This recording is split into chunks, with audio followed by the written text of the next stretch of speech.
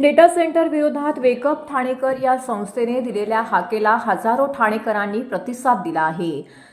आज सकाळी 10 ते 12 वाजेच्या दरम्यान हजारो ठाणेकरांनी प्रस्तावित अॅमेझॉन डेटा सेंटरच्या बाहेर एकवटून डेटा सेंटरला हद्दपार करण्याचा निर्धार केला। दरम्यान या आंदोलनामध्ये सहभागी झालेल्या मनोज प्रधान यांनी डेटा सेंटर विरोधातील हा लढा अराजकीय असणार असून आमचे पाणी वीज पळवून आम्हालाच त्रासदायक ठरणारा प्रकल्प हाणून पाडणार असल्याचा इशारा दिला आहे। बाळकूम येथील 53 एकर भूखंडावरती अद्यावत डेटा सेंटर उभारण्यात येणार आहे। या डेटा सेंटरसाठी दररोज 12 दशलक्ष लिटर शुद्ध पाणी आणि अमर्याद विजेचा पुरवठा करण्यात येणार आहे। तसेच डेटा सेंटरमधून वर्षाचे 365 दिवसाचे 24 तास 90 डिसेबल आवाज परिसरात गुंजत राहणार आहे। या आवाजाचा दुष्परिणाम गर्भवती महिला, लहान मुलं आणि वृद्धांना सहन करावा लागणार आहे। त्या विरोधात वेकअप ठाणेकरांचं दयानंद नेने, साधनाताई प्रधान, राजेश कदम, मेघना शेट्टी, जतीन कोठारे, अनुराधा रोडे इत्यादींनी मागील आठवड्यात जन आंदोलन उभं करण्याचा निर्णय जाहीर केला होता। या शिष्टमंडळाची अॅमेझॉनच्या प्रतिनिधींसोबत ठाणे महानगरपालिकेच्या आयुक्तांच्या दालनामध्ये बैठकही पार पडली होती। मात्र अॅमेझॉनकडून दिशाभूल केली जात असल्याने वेकअप ठाणेकरांनी नागरिकांनी रस्त्यावर उतरण्याचं आवाहन केलं होतं। त्या अनुषंगाने आज समस्त स्थानिक नागरिक मोठ्या संख्येने रस्त्यावरती उतरलेले पाहायला मिळाले। डेटा सेंटर बाहेर हातामध्ये फलक घेऊन आबालवृद्धांसह हजारो नागरिकांनी निषेधाचा सूर आळवला। आजूबाजूच्या सोसायट्या, बाळकूम गाव, कोलशेट, ढोकाई येथील हजारो नागरिक या आंदोलनामध्ये सहभागी झाले होते। सर्व आंदोलकांनी हा डेटा सेंटर बाळकूम येथे होणारच नाही यासाठी आम्ही यापेक्षा उग्र आंदोलन छेडणार आहोत असा इशारा देखील दिला आहे। आपल्या मागे एक 53 एकरमध्ये एक डेटा सेंटर येत आहे। आता आपल्याला समजून घेतलं पाहिजे की एका डेटा सेंटर आणि एक हायपर स्केल डेटा सेंटरमध्ये फरक आहे। इथे जे येतं ते एक AI जनरेशनसाठी हायपर स्केल डेटा सेंटर येणार आहे। एका हायपर स्केल डेटा सेंटरसाठी सर्वात जास्ती काय लागतं तर पाणी लागतं। या ठाणे शहरात आपण 31 MLD पाणी ऑलरेडी कमी आपल्याला मिळतं आहे आणि आपले आयुक्त म्हणतात की 12 MLD पाणी आपण त्यांना प्रॉमिस केलं। आमचा पहिला आक्षेप त्याच्यावर आहे की यांना पाणी देताच कामा नाही। दुसरं 422 मेगावॉटच्या इलेक्ट्रिसिटी यांना पाहिजे। 192 जनरेटर्स या ठिकाणी आहेत। आमचा त्याला विरोध आहे। ह्याच्यामुळे आजूबाजूच्या 4-5 एकर परिसरामध्ये उष्णता वाढणार आहे। त्याच्यामुळे आम्ही या सगळ्यांना विरोध करतायत। यांच्या फक्त 150 नोकऱ्या हे देणार आहेत असं अॅमेझॉन स्वतः सांगते। त्याच्यातही 100-125 तर फक्त सिक्युरिटीच्या आहेत। ह्या गोष्टीचा कुठेही फायदा ठाणेकरांना नाही। जे एक हमिंग साऊंड येणार आहे 365 दिवस 24 तास जे हमिंग साऊंड येणार आहे त्याच्याने लोक बेजार होणार आहेत। आजूबाजूला एकही फ्लॅट विकला नाही जाणार आणि जे राहत आहेत ते विकून निघून जातील।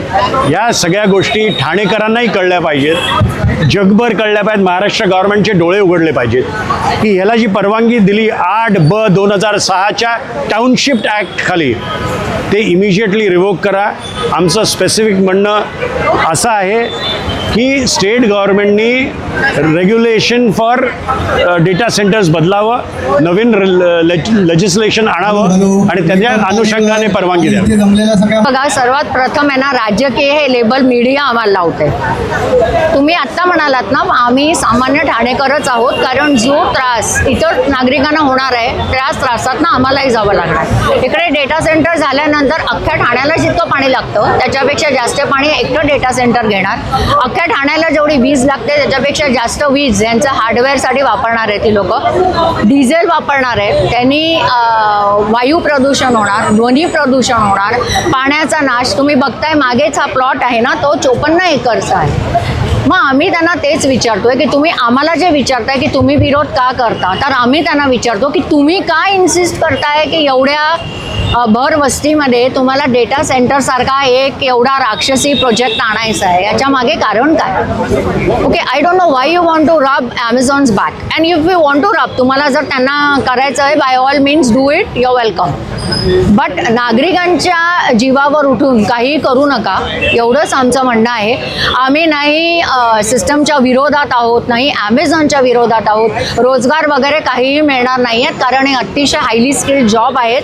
त्याच्यामुळे ॲक्च्युअल जे जॉब जनरेशन होणार आहे ते खूपच कमी आहे। जी हानी होणार आहे त्या हानीच्या अनुषंगाने जर आपण बघितलं तर प्रपोर्शनेटली जॉब्स खूप कमी आहेत। फक्त सुरुवातीला त्यांना हजारो लोक स्किल्ड, सेमी स्किल्ड लोक लागतील, अनस्किल्ड लागतील जेव्हा डेटा सेंटर बनत असेल। म्हणजे बांधकाम मजूर इतकंच जॉबचं जनरेशन होणार आहे. त्याच्यानंतर त्यांना जॉब इकडून जास्ती देता येणार नाहीत. आणि आम्ही अजूनही सांगतो की आज एवढी लोकं जी उतरली आहेत, सामान्य लोकं उतरली आहेत, सगळेजण त्याच्यात आहेत. आणि राजकारणी म्हणून आम्ही कशालाच विरोध करायचा नाही, हे जर असं कोणाचं म्हणणं असेल तर हे बरोबर नाही. Thank you madam. माझं नाव अनुराधा रोडे. मी इथे आज लोढा लक्झुरिया सोसायटीतून सेक्रेटरी म्हणून इथे आलेली आहे. हा जो डेटा सेंटर बनत आहे हा आमच्या सोसायटीच्या एक्झॅक्ट समोर त्या बाजूने आहे. 2 दिवसापूर्वी आयुक्तांबरोबर ह्या डेटा सेंटरच्या संदर्भात ॲमेझॉनची काही लोक रिप्रेझेंटेटिव्ह इथे आले होते. Wake up Thanekar, residents forum of Lodha, residents forum of BAPA, Claramount, Westgate, Luxuria, Casa Viva या सगळ्या सोसायटीचे रिप्रेझेंटेटिव्ह ऑफिस बेअरर्स जाऊन आयुक्तांना भेटले. आणि जेव्हा हे डिस्कशन चालू होतं तेव्हा त्यांना सगळ्यांना फक्त एकच प्रश्न होता की ना आम्ही गव्हर्नमेंटच्या विरोधात आहोत, ना आम्ही कुठल्याही डेव्हलपमेंटच्या विरोधात आहोत. जी डेव्हलपमेंट आमच्या देशामध्ये येते ती तुम्ही त्यांना आम्ही कुठल्याही CSRच्या विरोधात नाही आहे. पण हा जो डेटा सेंटर तुम्ही मिडल ऑफ ठाणे म्हणजे जो जागा तुम्ही निवडलेली आहे त्याच्या बाजूने लाखो लोक राहतात सध्या. आणि ह्या लोकांचं आयुष्य पणाला तुम्ही लावताय. ऑलरेडी ठाण्यामध्ये भरपूर रिसोर्स क्रंच आहे. एकदा लाईट गेली तर एक ग्रीड निघून जातो. 422 मेगावॅटचा हा डेटा सेंटर जो आहे त्याचं हीट कन्व्हर्जन सुद्धा तेवढंच असणार आहे. आजूबाजूच्या लोकांना तेवढेच हीटचा परिणाम भोगावा लागणार आहे. 193 जनरेटर्स ह्या डेटा सेंटरला बॅकअप म्हणून आणलेले आहेत जे डिझेल जनरेटर असणार आहेत. आणि त्यांची हीट जवळपास 80,000 AC जेव्हा लावलेले असतात तशा टाईपची हीट जनरेट होणार आहे. ते लोक सांगतात की आम्ही ह्या डेटा सेंटरसाठी पाणी वापरणार नाही आहे. पाणी नाही वापरणार तर तुम्ही एअर कुलंट वापरणार आहात. एअर कुलंट म्हणजे काय की एक प्रकारे लावलेला AC तुम्ही आत थंड होत आहे आणि बाहेर गरम होत आहे. हे त्यांनी आणि त्यांचा जो फेज 2चा जो अमेझॉनचा डेटा सेंटर इथे येतोय तो जवळपास 72 मीटर्सचा डेटा सेंटर आहे. आणि तो जेव्हा म्हणजे ॲप्रॉक्सिमेटली 22 बिल्डिंग फ्लोअरची जी बिल्डिंग असते त्या 22 फ्लोअरची बिल्डिंग जेव्हा उभी राहील आणि त्याच्यावरती 5 फ्लोअरची बिल्डिंग ते हवा तिथे सोडावी लागेल म्हणजे हा सगळा धूर जो डिझेलचा आहे खाली येणार आहे. दुसरी गोष्ट या डेटा सेंटरला बाहेरून सगळ्या प्रकारे लाईट्स लावलेल्या होतील म्हणजे ह्या एरियामध्ये कधीही अंधार पडणार नाही. तुम्ही हा विचार करत नाही की लॉंग टर्ममध्ये जेव्हा लोक इथं राहतील रात्रभर दरवाजे बंद करून खिडक्या बंद करून राहणं पॉसिबल आहे का? ही हीट दिवसभर जी घरामध्ये येईल डिझेल जी तिथे साठवलं जाईल. आता तुम्ही सांगा आपण जेव्हा एक डिझेल जनरेटर सोसायटीसाठी वापरतो तेव्हा 1 तास वापरण्यासाठी त्याला 1000 लिटर डिझेल लागतं. 193 डिझेल जनरेटर जेव्हा एका वेळेला पेटतील कारण 422 मेगावॅट जवळपास 2 लाख लिटर एका तासासाठी. समजा 2 तासासाठी ब्लॅकआउट झाला तर 4 ते 5 लाख लिटर डिझेल इथे साठवलं जाईल. म्हणजे एक प्रकारे तुम्ही 0 मीटर बाळकुम गाव हे जे बाळकुम गावाचे लोक जे आलेले आहेत त्यांच्यापासून 0 मीटरवर जवळपास 3 लाख लिटर डिझेल तिथे साठवलं जाणार आहे कंटिन्युअसली 24/7 इथून पुढे आयुष्यभर. तुम्ही कोण जबाबदारी घेणार आहे ह्या सगळ्या गोष्टींची? हां, ग्राउंड वॉटर तुम्ही म्हणताय की आम्ही आमचा स्वतःचा एक इलेक्ट्रिसिटी ग्रीड सरकारकडून घेतोय.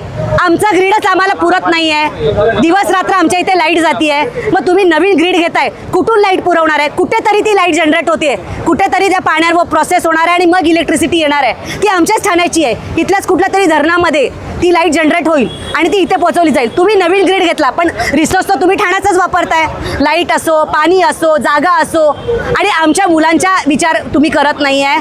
या एरियामध्ये 176 मीटरवर ॲमेझॉनच्या डेटानुसार 176 मीटरवर लोढा स्कूल आहे, अरुणोदय स्कूल आहे, TMCचं स्कूल आहे, कन्नड विद्यालय आहे नाल्याच्या बाजूला. कुणीही त्याबद्दल विचार करत नाही आहे. बरेच रिजनल स्कूल आहेत, ग्रामीण विद्यालय आहे. अशी जी स्कूल आहेत त्याच्यामध्ये राहणारी मुलं दिवस रात्र ह्या डेटा सेंटरला एक्सपोज होणार आहेत. आज तुम्ही बघत असाल वेकअप ठाणेकरच्या माध्यमातून आज आम्ही सर्वजण बाळकुम नाका इथे जमलोय. आमचा विरोध हा विकासाला नाही आहे. आम्ही आज इथे हे सांगायला जमलोय की आमचा विरोध याच्यासाठी आहे की हे डेटा सेंटर नागरी वस्तीमध्ये नको आहे. कारण आम्ही अनेक तज्ज्ञांशी बोललो, वकिलांशी बोललो, सरकारने ज्या पॉलिसीज आणल्या त्या सर्वांचा अभ्यास केल्यावर असं आढळलं आहे की हे डेटा सेंटर आल्यानंतर इथे राहणाऱ्या लोकांच्या जीवनमानावर परिणाम होणार आहे. त्याचबरोबर ठाणे शहराची हक्काचं पाणी, वीज आणि पर्यावरण हे डेटा सेंटर भविष्यात हिरावून घेणार आहे. त्यामुळे या डेटा सेंटरचा विरोध करण्यासाठी आज आम्ही सर्वजण इथे जमलो आहे.